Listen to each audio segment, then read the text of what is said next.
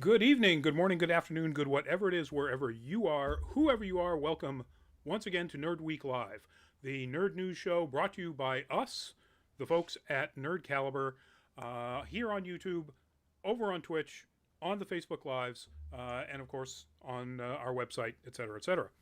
I'm Rodney Brown. I'm the editor in chief of Nerd Caliber, first person shooter on Facebook, and Burley underscore adopter on the Twitters. Joining me tonight, let's see, we're going to on my screen drop right below me and go with the amazing Gogo, if you would. Oh, hello. Hi, everyone. I'm Gogo Incognito, longtime contributor to Nerd Caliber. And if you are familiar with their YouTube, you will find me in lots of places and lots of ways. Um, I just started messing around with TikTok. So if you're a TikTok person, come find me. It's Gogo Incognito. You can find me most places on the web at Gogo Incognito. But if you're a TikTok person, feel free to come tell me what to do because I'm still learning. Awesome. And the multicolored, if you would, Lewis. Hey everyone, it's good to be back once again. It's Louis Correa.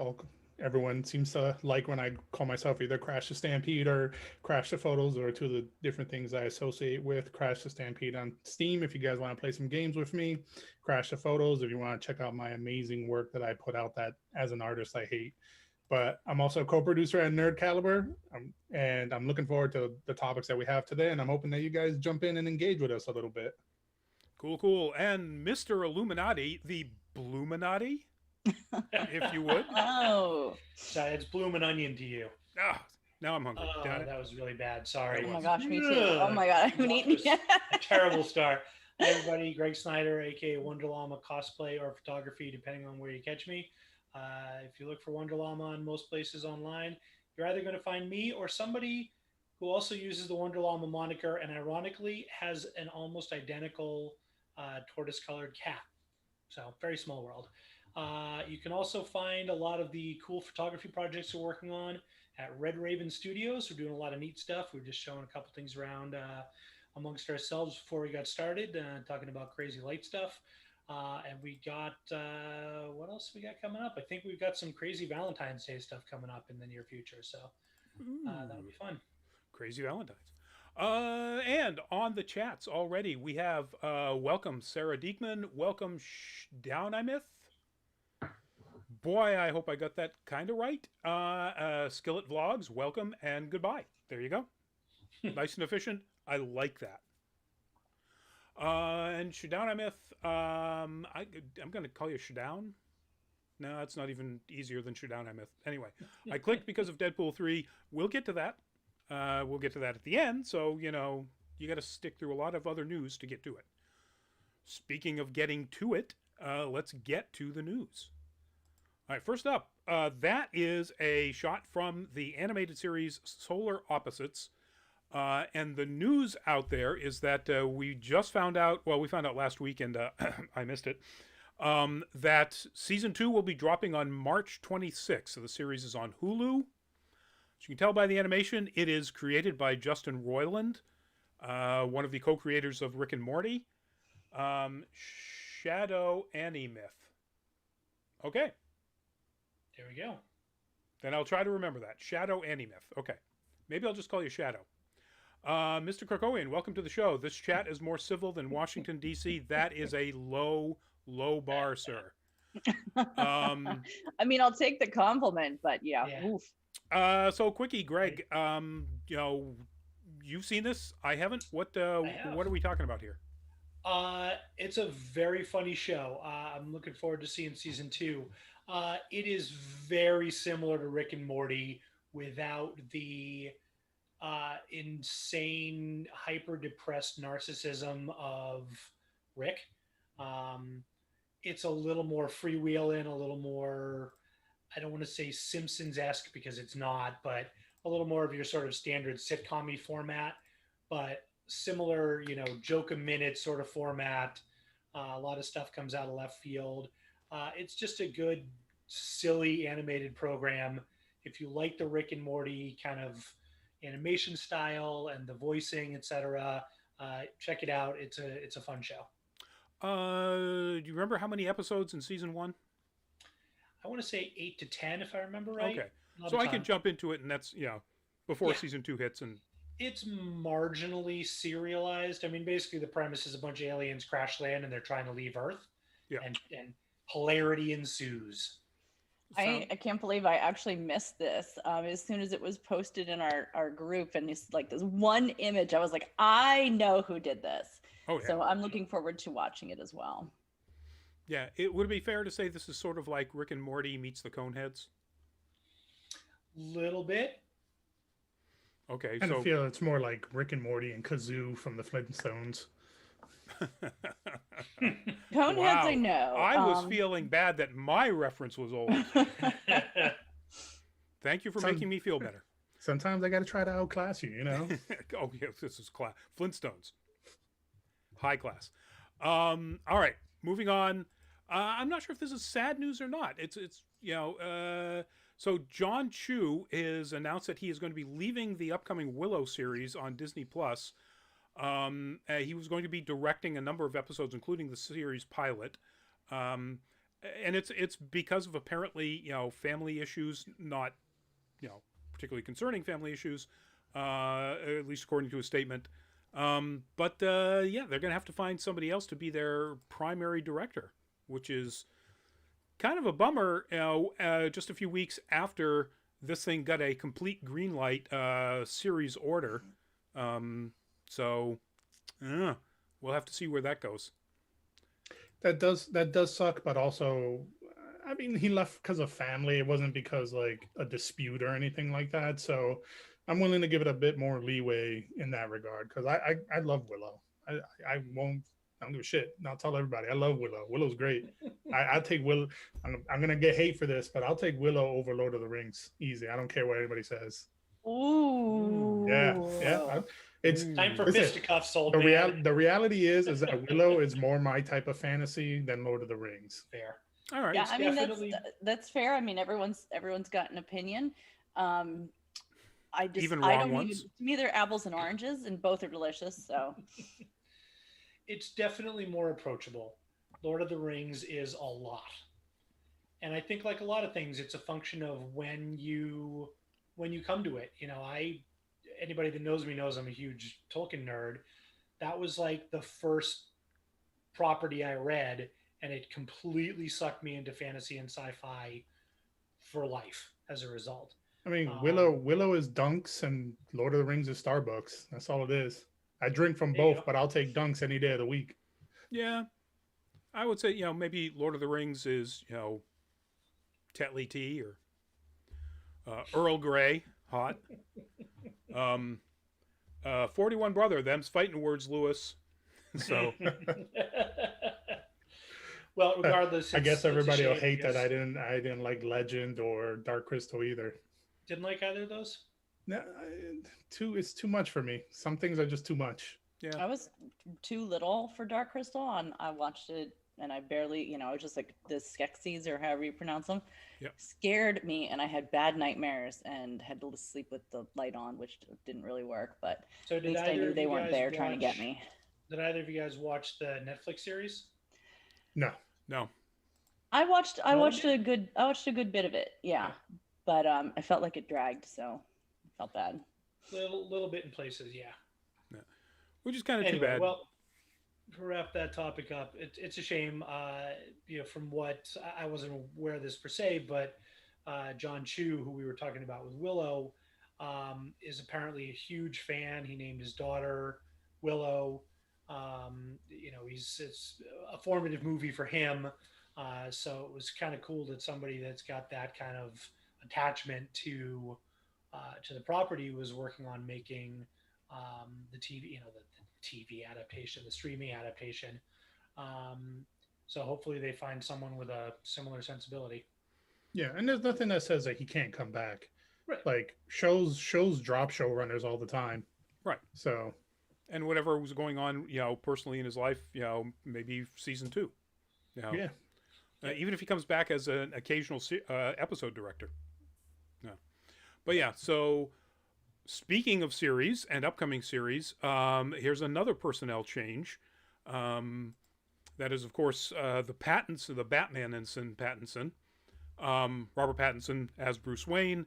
And the news is the series that is connected to this, that's coming up on HBO Max, that is looking at Gotham police and Gotham criminal underworld, that's connected to this Now We Know Earth 2 version of Batman, has a new showrunner named Joe Barton.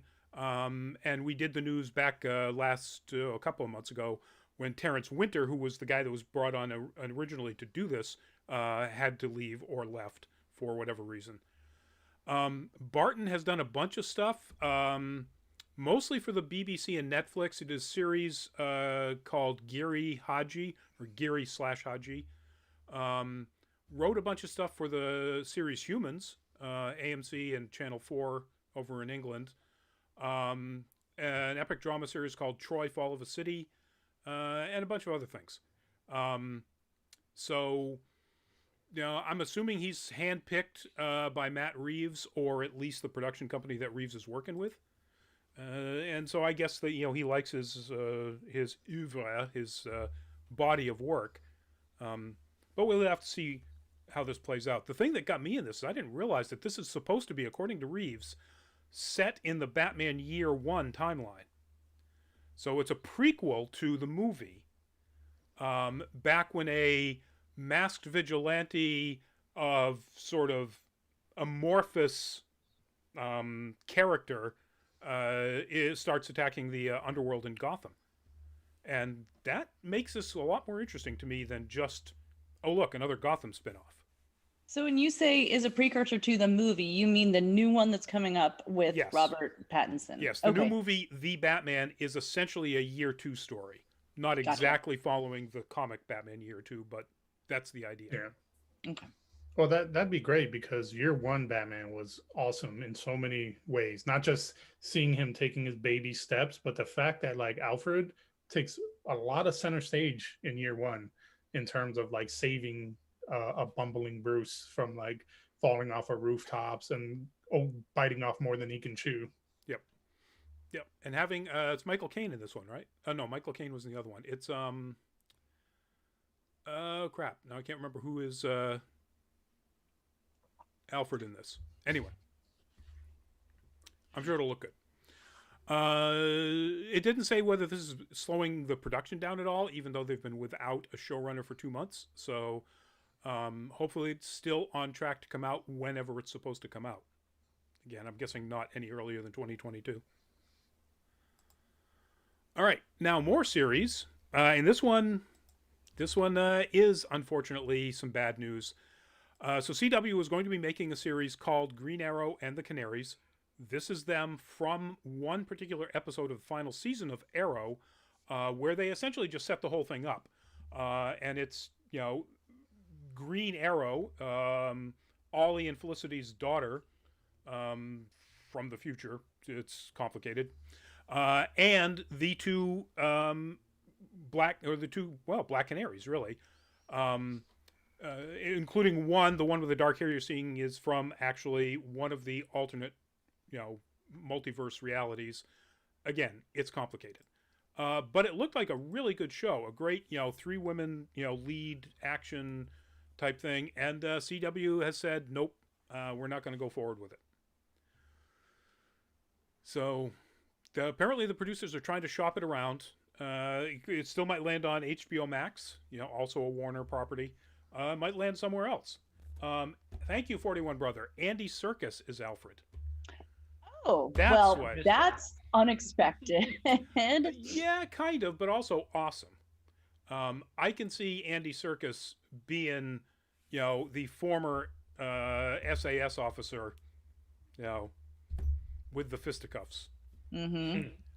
But anyway, getting back to Green Arrow and the Black Canaries, was anybody else looking forward to this? Was this on anybody else's radar? I would have watched it.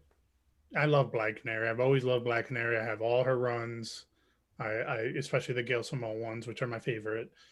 Like, I think it had a lot of potential. It had a lot of great, especially with like nothing coming out with Birds of Prey sequel yet. Yep. It would have been something nice. I don't think it needed a Green Arrow to be a part of it, to be honest. It could have just been the Canaries or a Black Canary, but whatever. I mean, CW really does lack in a lot of those areas. So, but I mean, I could understand that they were winding down the whole Green Arrow thing and wanting to like put it on the shelf. So, hopefully, maybe it gets a chance or rewrite somewhere else. Yeah.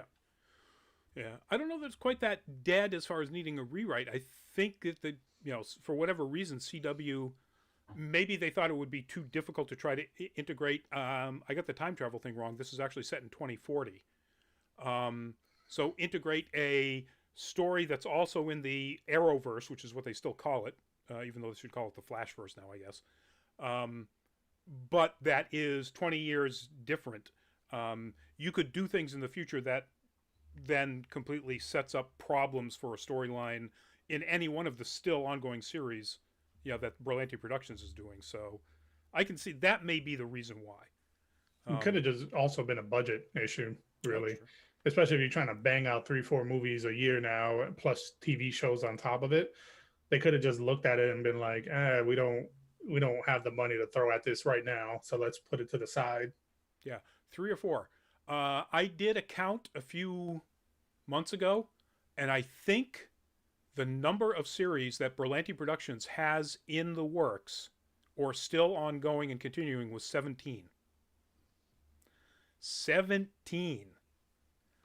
So I can see why they would drop this. And again, that my speculation was that's why they decided to pass on making the spin-off of Black Lightning, and that was going to another studio.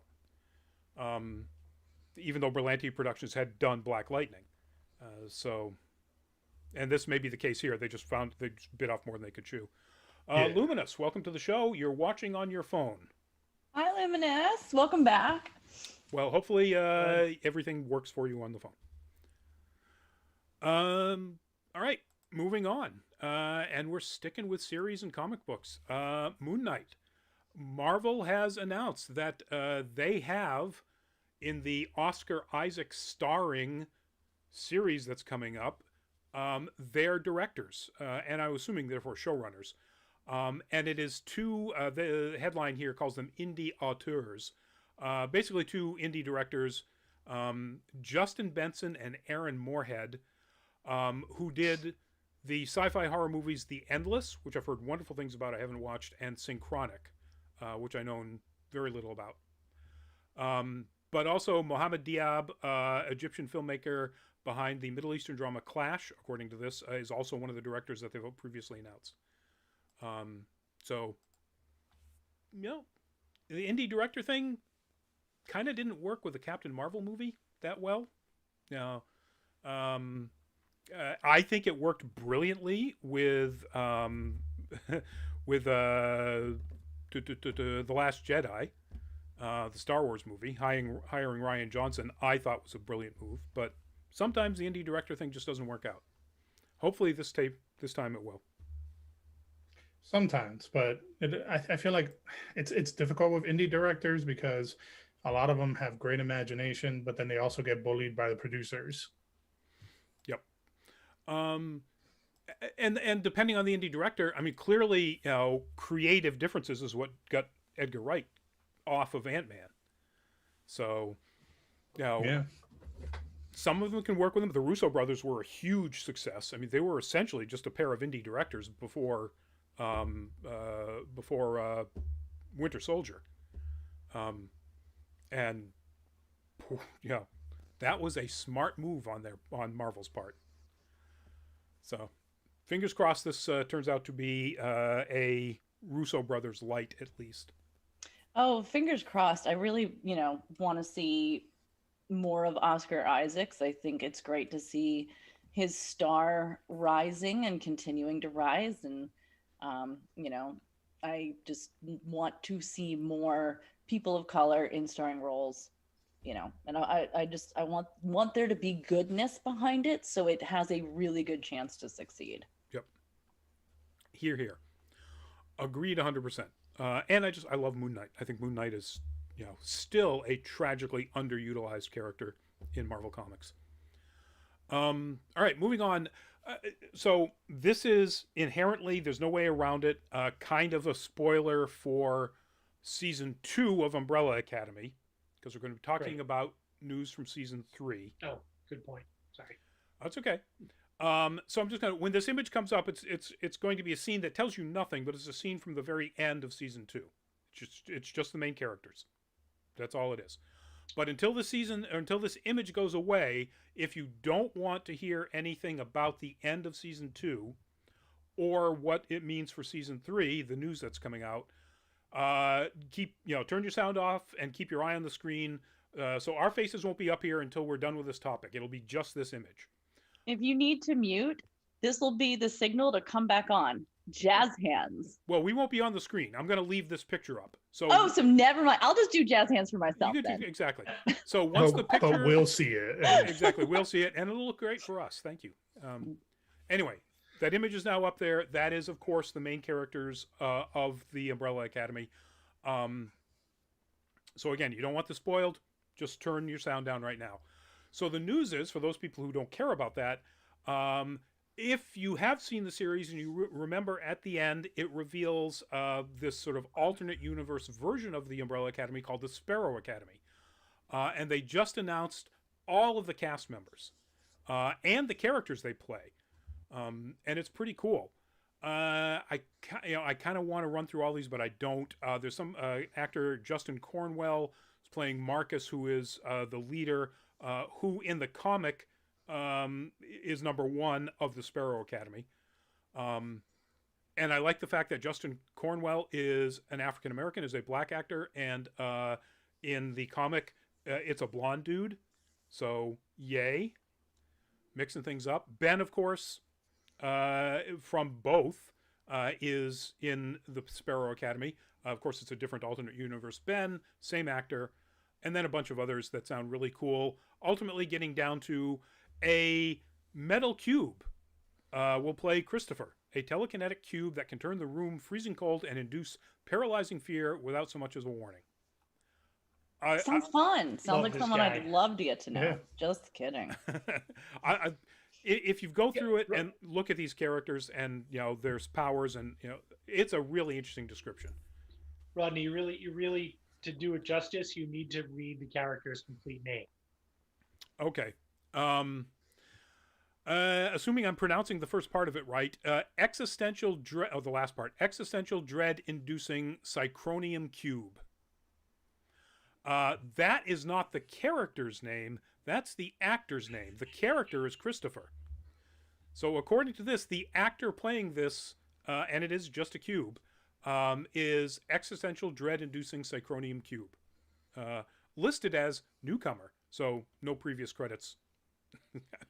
So is the It's just secret breaking that into the it's- scene, man. Exactly. Is the secret that it's actually Benedict Cumberbatch? Probably. They keep saying it's not, but it really is. Probably. Doing motion capture as a cube. It's not challenging, but he takes the work. I love these groups. What do you think about these people? I mean, I think the whole thing is great, especially since the comic book is going to be coming out soon as well, before the show starts, anyways, for the new season. Well, see, I think that's exciting, since I got into Umbrella Academy reading the graphic novels or the compendium like a long, long time ago. I probably still have them somewhere, and just absolutely loved it. And then dove into the show and then realized I just wanted to consume it more as, comic stuff, really be able to, I was like, I'm having trouble sitting through these. I just want to know what happens. So I don't know. If there's comic coming out, that's great. I know I need to finish season 2, and I will. It's on the list. And we talked about this a while ago. What season 2 lacked in novelty, originality that the first season did, and world building, etc. It definitely gave the characters a lot more to do. It gave a lot more backstory to people. It was as good or better than the first season. I know we did a whole thing about that back when it first premiered. And that was as good, basically the last scene of the last episode of season 2 was as good a cliffhanger as you could possibly ask for to end the season. Thankfully, it got picked up because that would have been a giant slap in the face if Netflix had canceled after 2 seasons. Is it Netflix? I can't remember. Yes. Yes, Netflix. Yeah. If they, if Existential Dread wanted too much money and they couldn't get him and they canceled it. Anyway, so yeah, I'm looking forward to it. It was a quality ending. It's going to be interesting. I do have to go back. It's funny. I came from the opposite direction. I remember us talking about it. I watched the series, and then a good friend of mine who's a major fan said, go read the graphic novels. They're amazing. And I read quite a few. So I think I'm going to have to go back and reread them and kind of catch up to where this season hops off. Yeah, I think maybe that's what I'll do. And if I can't find them, I'll just I'll just get them again. I don't mind putting money into actual books and supporting something like this. So yeah, that's a good thought, because it is at this point in time when I have such limited time, it is difficult for me to stick with a show unless I'm just like gagging for it. So, but I could totally be into reading the graphic novels again. That's a great idea. Yeah, they're really good. I mean, they intersect with the show, but they're not a part of the show. The show takes parts of the comic and puts it into the show, but the comics alone are incredible. Well, and I forget the singer's name, something Way from My Chemical Romance, I think. Mm-hmm. I'm not. Gerard Way. Yeah. Gerard Way. Yeah. He's doing the next comic. The upcoming comic. He's participating in writing for it along with the show. But going to the next season, the one thing that I'm hoping that I want to see a bit less of is I want less emphasis on 5, because I feel like season 2 was a lot of 5. Yeah. And everyone's falling in love with 5, but there's so many amazing characters to enjoy. Yeah, I agree. Season 1 was a lot of 5 too. I mean, you got to remember that. Yeah. But the problem is that his experience is tied directly to, in the first 2 seasons anyway, the villains. So that makes him pretty important in the overall scheme of of the conflicts. It does, but he shouldn't necessarily completely take center stage in a show about multiple center characters. Well, it depends on. Oh, I'm sorry. Go finish your thought, and then I've got a thought. It's just a weird thing, because like in the first season, I felt the other family members were a bit smarter, and in season 2, they seem a lot dumber. Yeah. Yep. Yeah. Fair. Yeah. Some of the writing fell off. Go. You were about to. Oh, there's something that just got on my mind when Lewis said dumber. It made me think of an anime, which maybe some of you have seen, called you know what? I'm not going to get off track. Was going to say, but there's something where each consecutive season, it was called Kiko and the Age of Wonder Beasts. There it is. Every season, the characters, even the lead ones, got dumber and dumber, and you're like, why are you doing this?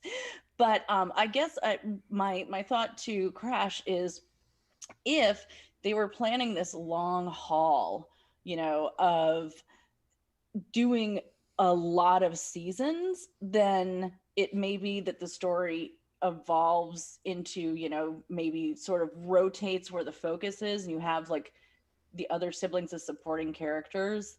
They focusing on 5 because that's where it needed to be. I get what you're saying though, and that's true. Except again, season 1 was kind of pretty heavily 5 focused as well.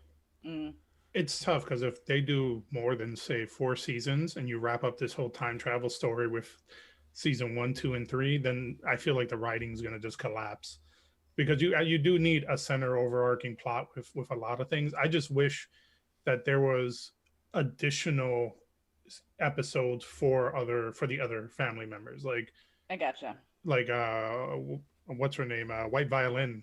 Like, Vanya. Yeah, she gets a lot of time and story, which is great. But I wanted to know a little bit about Luke, especially after he's eating those ribs and beer and crying into them. Maybe I'll- Well, so now we're getting into kind of a retrospective of season 2. And I don't want to go down the path of just making this a season 2 review because the news is about season 3. Season 3 is going to start filming in Toronto next month, and which means it's probably again 2022, maybe late 2021. Yeah, most Yeah. likely. I am looking forward to the conniving Ben that they keep mentioning. Yes. Spock. Yeah, I think it's time for his time in the sun to whoop some ass. Yep. Yeah. Yeah, and maybe we get to see a lot more of the actual Cthulhu chest thing. Now, please. Shadow, note you have not missed Deadpool. We are a couple of topics away. And on that note, we are back and it is safe, folks. Umbrella Academy talk is done. Jazz hands. Gabriel 13, oi, welcome to the show. Trina Johnson, welcome to the show. And we're moving on to our next topic. That is the cover from the very first issue of his very own title, Morbius the Living Vampire, spin-off from Spider-Man. And the news is the Morbius movie, starring Jared Leto as Morbius, has been delayed from what was supposed to be March 19th to October 8th. And apparently the first move in what some people are speculating to be a bunch more moves by Sony, where they have been pretty adamant about not taking their stuff, even in the spring, off of the docket and moving it later. Yeah. COVID vaccinations aren't happening really that fast, so looks like we're going to see more of those.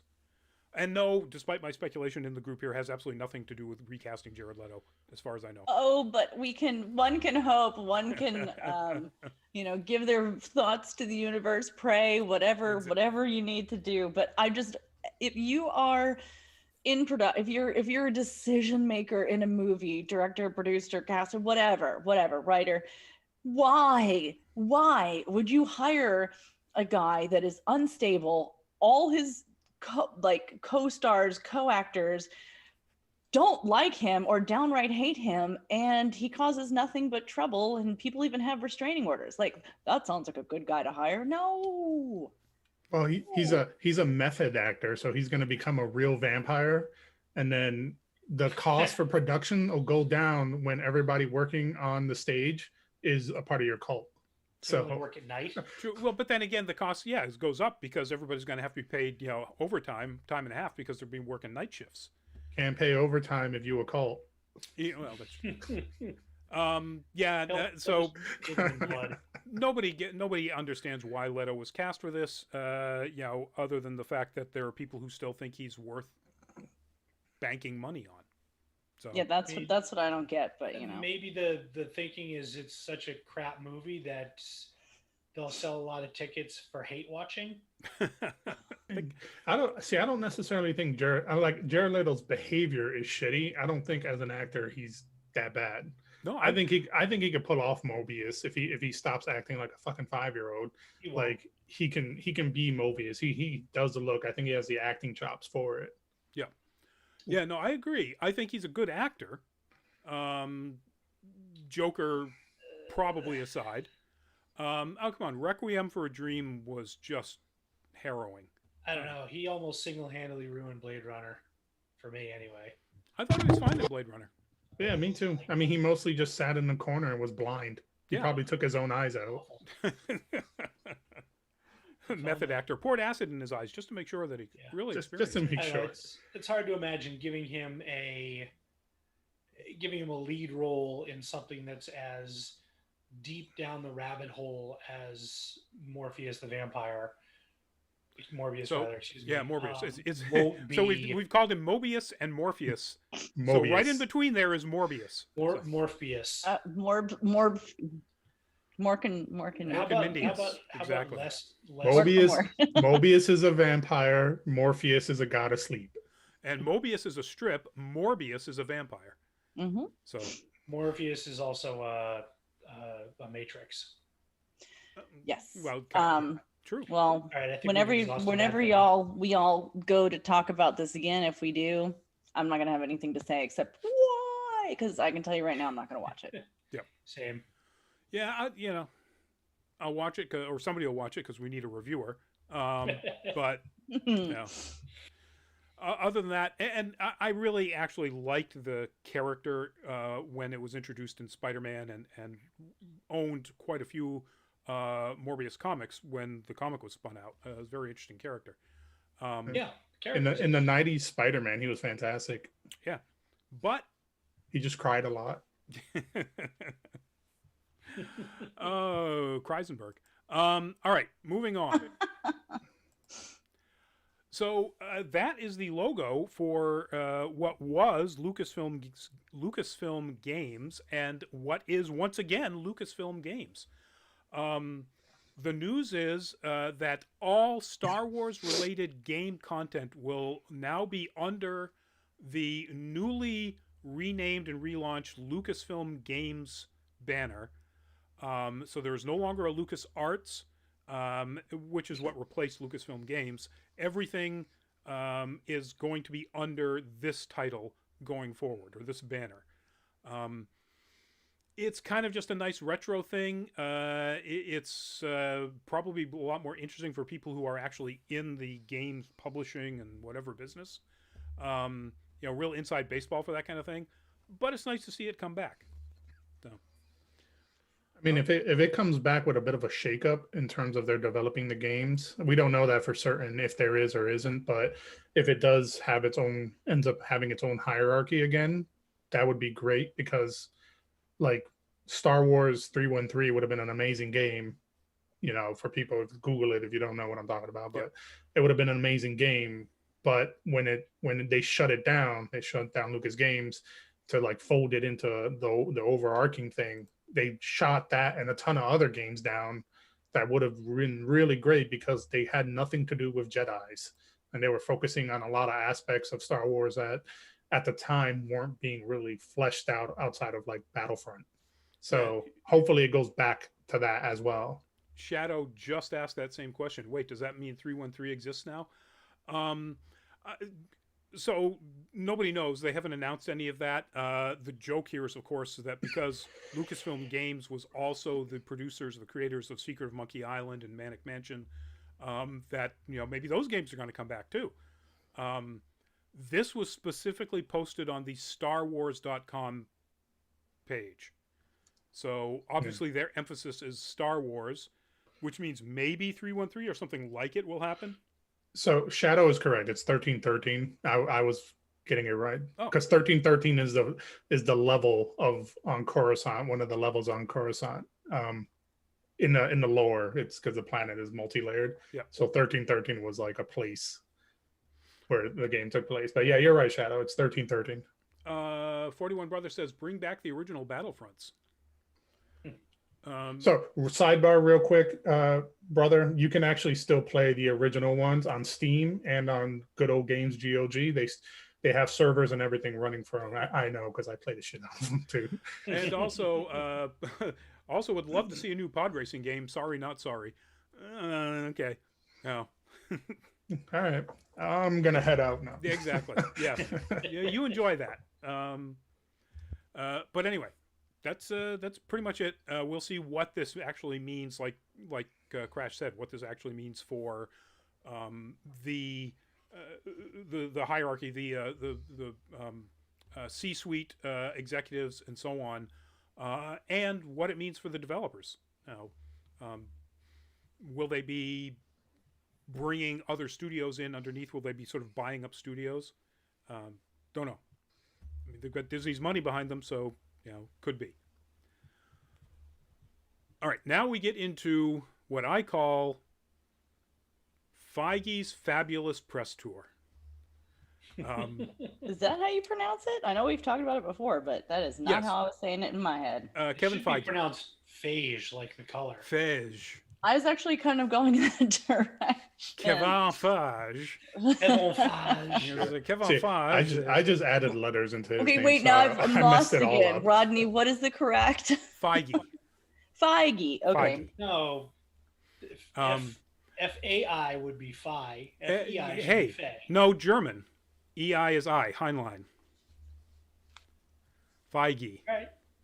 So, I'm guessing it's German because that's the I'm going with pronunciation. Faja, like the yogurt. Faja. Faja. I'm gonna be like Black Eyes P, man. That's Fergie. Whatever. That's how I kept saying it in my Kevin Fergie. Fergie. Good old Fergie from the Black Kevin Eyes P has Fergie. got a job at Disney. He's Irish, Kevin Feige. Anyway, so we got a bunch of news.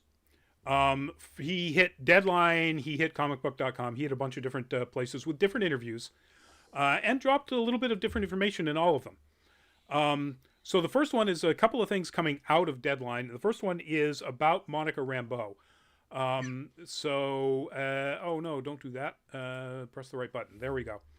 So the image that popped up there is Monica Rambeau in version Spectrum, the latest, I believe the latest name for the character. Yes. That actually goes all the way back to the original female Captain Marvel. And the news is no big news. Everybody kind of knew this, but confirming that in fact Monica Rambeau in WandaVision is going to be the same character in Captain Marvel 2. So that character will transition and have an important role in Captain Marvel 2. The reason I picked this instead of an image of the actress, which is what I originally went with, is because this also shows Monica in her role as a member of the organization SWORD, which is obviously, if you've been paying attention to any of the trailers, a big part of WandaVision. And that person in green is the leader of SWORD, Abigail Brand. It just was announced, or was confirmed, I guess, because I've seen this reported a couple other places, that Emma Caulfield, who played Anya in Buffy the Vampire Slayer, is going to be in WandaVision with an unnamed character. My completely wild ass, and wouldn't it be great, rampant speculation is I would love to see that be Abigail Brand. That would be awesome. We know SWORD's there. We know so far at least one of the members of SWORD from the comics, Monica, is in SWORD. It would be awfully cool to have Abigail Brand, and without giving anything away, because we're trying to, Abigail Brand has a really interesting backstory. So that's my hope. Anybody else? This is the same actress. Like, this is Carol's like BFF, right? Yes. In Captain Marvel. Okay. Well, that's what I thought. I just honestly, I just phased out for a second because I'm like, when you got into the other one, I was like, oh, I don't know. But no, I think it's absolutely fantastic. I thought she really shone. I think she's a great actress. And again, I am completely thrilled to see the continuation of BIPOC. Okay, so let me. I make sure we're not confusing things. This is the daughter of Captain Marvel's, or of Carol Danvers' BFF in the movie. Oh, it's the daughter. Yes, Monica is the daughter. In the comics, Monica and Carol are BFFs. Yeah, I was just about to clarify that too. Okay. Yeah, I never followed Captain Marvel really as a comic. Growing up, I was just a lot more of an X-Men person and a DC person. So my apologies. Okay, no, that's crazy super cool. So we're gonna see that daughter grown up. Yes. Right. Yeah. Neat. Yeah. Okay, well then my point stands. I'm happy to see a BIPOC character continue into multiple features and have a continuing storyline. Yep. Yeah. Agreed. It's such a interesting and great character because, like, in the comics, she was the original Captain. Well, she was the Captain Marvel after Marvel, but before what's her name, Carol Danvers. Yeah. And having her in the show is interesting, and having SWORD in that show. SWORD is like the SWORD that's in the comics. It's interesting because SWORD deals with alien threats. SHIELD deals with everything in the home front. SWORD deals with galactic threats, and then Spear is the Asian equivalent of Shield. It's weird. It's anyways. That's a lot to go into. But Gotcha. But you'll her definitely need her to know being Sword in the and show, Shield because that's going to be part of the upcoming Phase 4. No question. right? Right. So it's interesting why they're phasing it into WandaVision. They're having Sword because neither of them are aliens. So is there going to be a scroll in there or something like that? Like that's kind of interesting. So there's a lot there happening, especially if that is Abigail Brand, hypothetically, or could be one of Wanda's children, imaginary children. Who knows? Yeah, Don't want to I say mean, too Emma much. Caulfield at this point is definitely adult. So, you know, unless Well, I they're mean, doing being some. an adult doesn't negate that she can be a child of someone. You're thinking child like child, and I'm talking like Spawn. Well, it's true, but it would have to be some sort of flash forward or fantasy thing because we've seen that Wanda's children in the trailers are infants. Oh yeah, well that's what I'm getting at. It could be like imaginary because it is House of M. Right. Could be an imaginary child, all grown up. Yeah. Or not. Who knows? But it looks amazing, and the fact that I'm just worried because I read some rumors way back when that they want to get rid of the actress that plays Captain Marvel to replace her with another Captain Marvel. And if she's going to be in Captain Marvel 2, who's to say she's not going to take over Captain Marvel? There's nothing that says she won't, and it would actually be, to some extent, although working backwards, comic book canon. But, you know, it's not uncommon for a lot of these people to sign on for 3 movies, or 3 movies and then plus additional.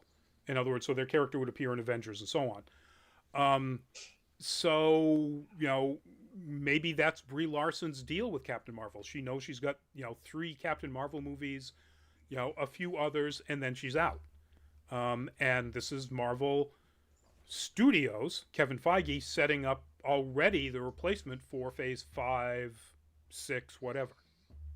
It could be. It could be. I just hope it's not the other way around and that they're just phasing her out because they don't think Brie Larson does a great job. Because I think she does a great job. I like her, and I feel like I'm in the minority with saying how much I actually enjoyed Captain Marvel. I just liked it, and I rewatched it a bunch. I mean, is it the best? No. Yeah. But do I enjoy it? Yeah. It was fun mid-tier Marvel, and Brie Larson was not the problem. Right. Well, yes, thank you. I agree. Yeah. I agree with you completely. Sometimes you just want something fun to have on in like the background while you're doing stuff. And it's a great movie for that. Not to diminish it. It's just that I've seen it so many times now. It can become happy background ambient stuff. Yeah. Shadow, I still don't understand what WandaVision even is. Nobody does except maybe the people who made it. Because they're doing an excellent job of making it look really weird and creepy. And I hope it is going to be really weird and creepy. But yeah, there's a ton of speculation about what storylines from comics this is made up of. Yeah. And you can go read all of those, and it's worth it. It's a lot of fun. We would double the length of the show just going into that. And contextually, it's so you, in case you were asking, in like it's a TV show on Disney Plus that's coming out soon. Good point. I didn't. So I thought it was kind of a joking. Thank you for being literal about that. Just in case. Just in case. So WandaVision Friday, folks. I know what I'm doing with my Friday. Watching that show. The first, at least 3, I think, episodes dropped the first day. Sort of like what Amazon has been doing with The Expanse for the last 2 seasons. Shadow. Oh, snap. Storylines from the comics. Sign me up. Influenced by, for sure. Whether they're exact storylines or not, I don't know. But definitely influenced by. Yeah. I'll definitely say what I'm going to say next when we get later on into that other topic. Okay. But all right. So, the other thing in that same interview that Feige dropped, sort of, is that they are working really hard on making an X-Men movie. And the implication, and I went back and I read his quote, and he doesn't exactly say what a lot of people think he said. The implication is that WandaVision, via the upcoming Doctor Strange and the Multiverse of Madness, is laying the pathwork for the X-Men to be introduced into the universe. Now, what he actually said, let me get this up here. So the interviewer says, we know with Monica Rambeau in WandaVision, her character connects into Captain Marvel 2 and that the series connects to Doctor Strange in the Multiverse of Madness. Is WandaVision a ramp to the revival of X-Men you're planning? And this is his exact quote. In hindsight, in 5 years, if when we're talking about everything that's happened, everything can be a ramp to everything. Specifically, though, yes, Monica in Captain Marvel 2, and specifically to Wanda teaming up with Doctor Strange in the Multiverse of Madness. So he really didn't say anything about the X-Men. The interviewer asked him, and so everybody is reading that as he is saying that they are working on the X-Men. He has also then went on and said that they are working very hard on the X-Men. But those are two different quotes, two different parts of the interview. So we know that they're working on the X-Men. Maybe WandaVision does connect directly to it, to the introduction, and it would make sense. House of M, blah blah blah. Yeah. But yeah, so Lewis, I think you're about to jump in on here. No, I was gonna say, because if it was as it was interpreted, not as it was taken literal, then introducing the X-Men would have been perfect through House of M, if they did the House of M or pulled from the House of M storyline, because that's a major X-Men thing, and it would make sense with all the dimension hopping kind of mentality that seems to be going on with WandaVision and the Doctor Strange movie. Yep. It wouldn't be that hard to phase them in that. But also, I read rumors, unsubstantiated, but rumors nonetheless, of X-Men coming in via the back door of Fantastic Four. And there are rumors out there that Fantastic Four is planned, again, nobody's confirmed this, to hit before the X-Men do. Yeah. Who knows? And that would be, can you imagine them, at the end of one of these movies coming up in Phase 4, the final mid-credit scene, somebody sees a 4 symbol in the sky? People would just drop their, I was going to say, people would lose their minds. You're going to say drop their popcorn? Yeah, I was going to say drop their popcorn. Thank you. That's exactly what I was going to say. I definitely feel it's going to be more something like, they're going to be like, we got to figure this thing out. And I know this doctor that can help us out here. Let's give this to this guy off screen who happens to be called Dr. Richards. And we will allude to this several times. That's how I feel like they're going to play that introduction. Oh, no, if you're going to go with that, the way to do it is like, look, there's just no way we can, this is too dangerous. There's nobody, at all who can handle this. And this arm stretches in from off camera. Give me that, you fools. That'd be kind of cool, but I feel like it's going to be an artifact. As your pitch reel? Yes. Yep, that's our pitch reel. Let's get this to Feige now. I feel like it's going to be like an artifact or something, and they're going to hand it off to Dr. Richards, and then he's going to go do what he does in the comics, which is, I could analyze this, but I'm going to incorporate it into a device that shoots me into space and gives everybody accidental powers because I kind of effed up a bit. A bit. Hold my beer situation, right? Yes. Yeah. He's like, I got to analyze it, but let me analyze it in space with my family. Exactly. Yeah, that's a whole nother discussion. So that's so far what we've got from the road trip. Those 2-3 things. We still have one. We still have one, and here it is, Shadow, what you've been waiting for. Feige made it abundantly clear that Deadpool 3 is happening, that Deadpool 3 will be R-rated, and that Ryan Reynolds is overseeing script management. So it is a Ryan Reynolds joint 100%. Thank goodness. And that's, of all of these things, of all the stuff that I'm just, it's like, oh, this would be great if, and I want to see Captain Marvel or Binary or Spectrum, whatever Monica's name is going to be. I want to see Ryan Reynolds and an R-rated Deadpool continuing, even though it's under Disney. Thank you, Disney. Yeah, that's going to be awesome. I mean, I'm curious if they're treating it like they're treating their TV shows, where the more mature stuff is Hulu related, and then all the kid-friendly stuff is more Disney related.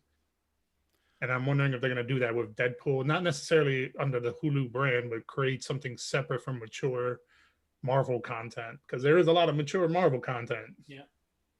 I mean, it's unlikely that that'll be on Disney Plus. I don't think there's anything more adult than PG-13 material on there. Well, now, if you watch the big news thing that they did a couple of months ago, they announced that they do have a new connected service. It's got its own title in countries outside the U.S. That has R-rated content that they picked up from Fox and will have ongoing R-rated content that they produce.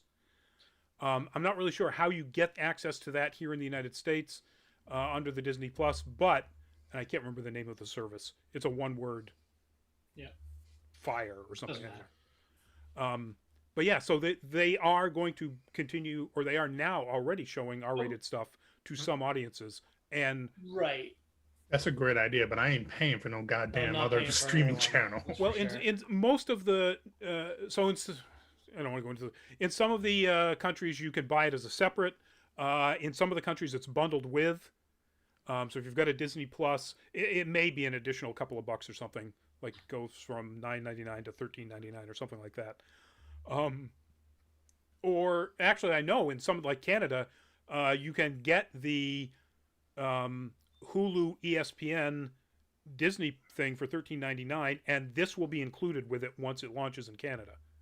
So I may see something like that. I mean, the bottom line is whatever platform it's on, whether it's in the theaters, whether it's on streaming or eventually on streaming, if it's on Hulu, whatever, thank goodness that Disney recognizes that Deadpool with Ryan Reynolds and an R rating is a far bigger money-making probability than trying to shoehorn it into a PG-13, defang it, turn it into something a little more family-friendly, shall we say. It'd be a terrible thing. I mean, of course, gosh, what was I don't know if it was what y'all sent out, or if it was something else somewhere else, but it was the typical thing where someone had said, yes, I'm so glad they're keeping the R rating with Ryan Reynolds, etc. Deadpool. Comment right below it.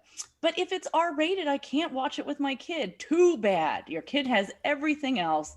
Deadpool is not for children. Say it again. Deadpool is not for children. That's it. That's the end of story. Yep. There you go.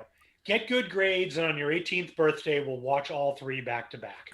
Bro, come on. Look, at the end of the day, for real, the reason why it wouldn't matter if you watch Deadpool with your kid or not is purely because you can open the goddamn door and there's 100 things worse happening in the world that your kid is seeing every goddamn day.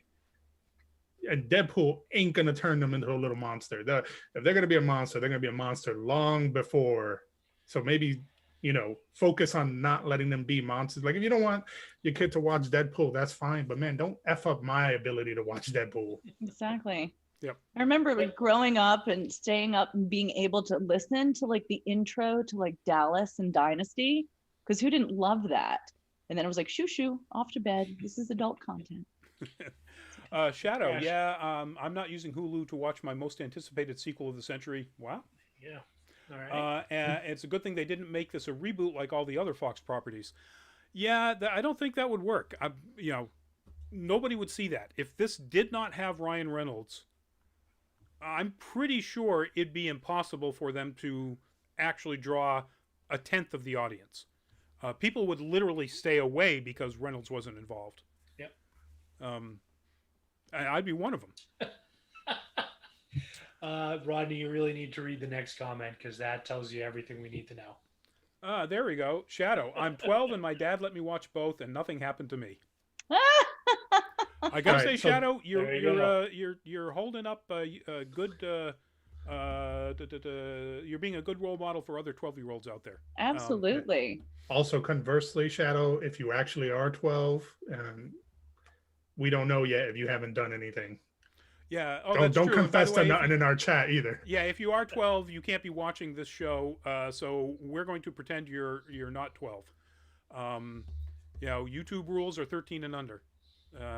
So 13 and up. 13 and 13 and over. up. Yeah. JM Love, welcome to the show. JM Love 48 agreed he's perfect for the role. I'm assuming you mean Ryan Reynolds, and of course, yes, he is. So yeah, and Feige did say this isn't going to be filming this year. So this will not even probably be 2022. It'll probably be 2023 before we get to see it. As he says, Ryan Reynolds is a very busy person.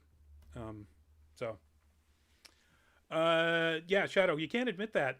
He says, I am. You can't admit that here because if YouTube sees it, and of course they're not, because there's a million things that they could be looking at, but they shut down your account. Maybe we should drop the subject. Yeah. So anyway, so I will. Speaking of dropping the subject, that's it. That's pretty much we're done. That's our last topic. Last one. But I will, as I always do, when I remember it, because I should put out the plea there for people. If you want to support us, if you want to just support this, although this doesn't require people spending money on Patreon, but what the heck. Or our Full Fat Spoiler Chat show, which is coming up on Thursday, which is going to be about Soul, the Pixar movie. Or if you want to do what the whole reason this our Patreon exists is so you can support our generating of content at cons, assuming cons ever happen again in the real world. But yeah, patreon.com/nerdcaliber. Go check it out. We'd love to have you as a supporter. So I didn't put out, it's been a long show and I didn't put anything out there about could we please or could we not. Does anybody have anything they want to shout out? I think then I'm guessing obvious. Can we please not entertain any more fallacies about domestic terrorists? Yeah. Let's. All right. Yep. Let's lay. I know that's not nerd related. I'm just like. Yeah, but I've never been shy about like. So when they arrested the delegate from West Virginia, he was wearing a Star Wars Rebels sweatshirt and hoodie, and you know what? Fuck you for trying to be part of our fandom. Yeah. That you're an insurrectionist. You're a traitor. Rebel. Yeah, my ass. So I honestly, I think he's either one of those Star Wars people where it's like, are you so dense where you do not understand the correlation here? It's like, literally rebels are fighting Nazis, space Nazis. It's about space Nazis. Like, do you not get this? You're not that kind of rebel. It's not like the Confederate flag kind of rebel. It's anti that. Everybody remember who, what do you call it? Paul Ryan's favorite band to work out with? Rage Against the Machine. Yeah, and Rage Dude, you are the machine. Yes. And in fact, various members of this group has tried to use Rage songs in their events and their gatherings and so on. And Tom Morello has said in no uncertain terms, stop it or we sue. Yeah, well, basically everybody that has been used anywhere. I mean, that's irony, but the biggest one of all is Rudy Giuliani walking out to anything to Macho Man. Oh, and they used YMCA as well at one point. YMCA, they used it on Wednesday. Oh my God. Wednesday morning, at the paid for by all the money you Trump idiots gave, thinking it was for some sort of defense thing, his Save America Pact, when it's actually just literally going into his pocket. That was paid for by that money, and they used the YMCA theme again, even though they've been told not to. So anyway, there's just so much there that could literally be hours and hours of ranting. That was just I was like, I have to say something again. Yes. One of the guys that was one of the insurrectionists, terrorists, who was everywhere. You've seen the pictures of Zip Tie Guy. Yep. He is here in Nashville with me. Works at a bar downtown. Well, he's in prison right now, but exactly, yeah, he was exactly. Not sure what museum, but he was. Yes. He was. It's like, well, The salient bit about that, and I literally just read that before we jumped on, was that he worked at Kid Rock's bar. Oh, I and know. B, Yeah. he got fired from Kid Rock's bar. Yes, if you're so much of a scumbag, you get fired from Kid Rock's Where they bar. actively discourage masks. Yeah. They were, yeah. Anyway, that's Nashville stuff, but still, I was like, ugh, everyone who had some, they brought up someone that was close to home. You're just like, really? Yep. Really? Daniel Mena, welcome to the show. Sorry, it's all over. So you missed the whole shebang, and we're saying goodnight. So let's all just as a big, everybody say goodnight at the same time. Good night, everybody. Good night, everyone. Night.